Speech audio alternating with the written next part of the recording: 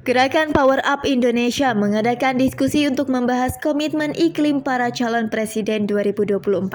Diskusi digelar di Coworkspace Kekini, Cikini pada Kamis 19 Oktober 2023. Gerakan Power Up menilai elit politik enggan berkomitmen secara serius terhadap penanganan krisis iklim dan transisi energi karena erat hubungannya dengan aliran dana kampanye dari industri fosil, migas, dan batu bara. Konflik kepentingan berdampak pada minimnya ide terkait program transisi energi, bermula dari belum transparannya dana kampanye pada kandidat pemilu.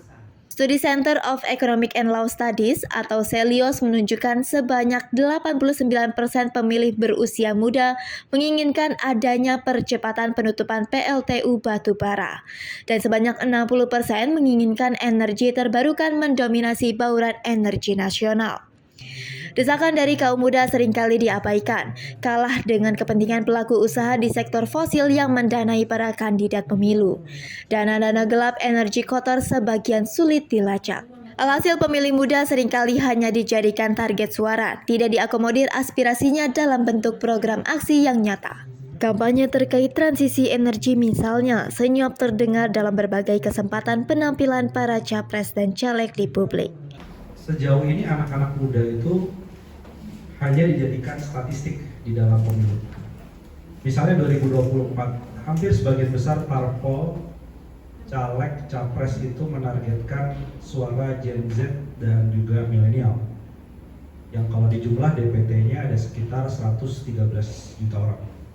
Atau 56%, lebih dari setengah pemilih di 2024 itu terdiri dari anak-anak muda. Usia muda, produktif.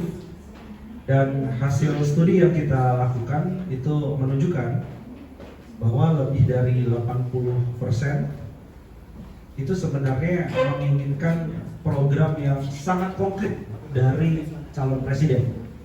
Menyikapi hal itu, Gerakan Power Up mengajak masyarakat untuk bersikap atas dampak yang disebabkan oleh perusahaan-perusahaan energi fosil di pemilu 2024. Selanjutnya, ada dua tuntutan terhadap para calon presiden dan wakil presiden yang akan mengikuti kontestasi. Pertama, mendeklarasikan komitmen kuat untuk penanganan krisis iklim dan transisi energi berkeadilan. Kedua, tidak menerima dana kampanye serta tidak memiliki tim pemenangan yang berasal dari industri batubara, minyak bumi, dan gas.